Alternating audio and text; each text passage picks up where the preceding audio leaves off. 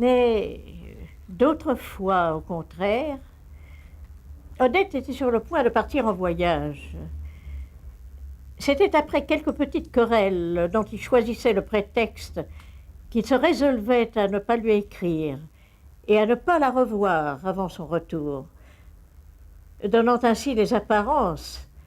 et demandant le bénéfice d'une grande brouille qu'elle croirait peut-être définitive, à une séparation dont la plus longue part était inévitable du fait du voyage et qu'il faisait commencer seulement un peu plus tôt. Déjà, il se figurait Odette inquiète, affligée de n'avoir reçu ni visite ni lettre. Et cette image, en calmant sa jalousie, lui rendait facile de se déshabituer de la voir. Sans doute, par moments, tout au bout de son esprit, où sa résolution la refoulait, grâce à toute la longueur interposée des 3 semaines de séparation acceptée,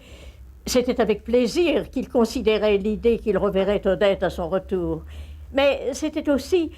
avec si peu d'impatience qu'il commençait à se demander s'il ne doublerait pas volontiers la durée d'une abstinence si facile. Elle ne datait encore que de 3 jours, temps beaucoup moins long que celui qu'il avait souvent passé en ne voyant pas Odette, et sans l'avoir comme maintenant prémédité. Et pourtant, voici qu'une légère contrariété ou un malaise physique, tout en l'incitant à considérer le moment présent comme un moment exceptionnel, en dehors de la règle, où la sagesse même admettrait d'accueillir l'apaisement qu'apporte un plaisir et de donner congé jusqu'à la reprise utile de l'effort à la volonté, suspendait l'action de celle-ci qui cessait d'exercer sa compression. Ou, moins que cela, le souvenir d'un renseignement qu'il avait oublié de demander à Odette, si elle avait décidé la couleur dont elle voulait faire repeindre sa voiture, ou pour une certaine valeur, si c'était des actions ordinaires ou privilégiées qu'elle désirait acquérir. C'était très joli de lui montrer qu'il pouvait résister sans la voir, mais si après ça la peinture était à refaire, ou si les actions ne donnaient pas de dividendes, il serait bien avancé.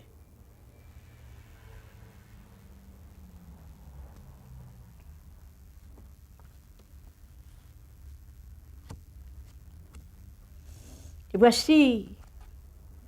comme un caoutchouc tendu qu'on lâche, ou comme l'air dans une machine pneumatique qu'on entr'ouvre, l'idée de la revoir des lointains où elle était maintenue revenait d'un bond dans le champ du présent et des possibilités immédiates. Elle y revenait sans plus trouver de résistance. Et d'ailleurs, si irrésistible,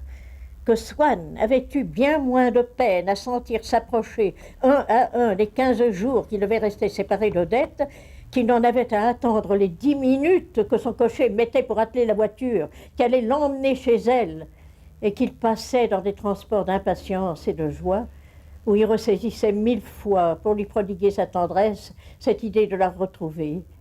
qui par un retour si brusque, au moment où il la croyait si loin, était de nouveau près de lui dans sa plus proche conscience. C'est qu'elle ne trouvait plus pour lui faire obstacle le désir de chercher sans plus tarder à lui résister, qui n'existait plus chez Swann, depuis que s'étant prouvé à lui-même, il le croyait du moins, qu'il en était si aisément capable. Il ne voyait plus aucun inconvénient à ajourner un essai de séparation qu'il était certain maintenant de mettre à exécution dès qu'il le voudrait.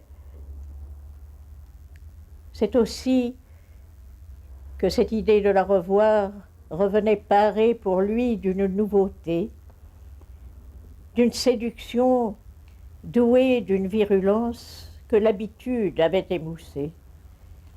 mais qui s'était retrempée dans cette privation non de 3 jours, mais de 15, car la durée de renoncement doit se calculer par anticipation sur le terme assigné. Et de ce qui, jusque-là, eût été un plaisir attendu qu'on sacrifie aisément, avait fait un bonheur inespéré contre lequel on est sans force. C'est enfin qu'elle y revenait embellie par l'ignorance où était Swann de ce qu'Odette avait pu penser, faire peut-être, en voyant qu'il ne lui avait pas donné signe de vie. Si bien que ce qu'il allait trouver, c'était la révélation passionnante d'une Odette presque inconnue.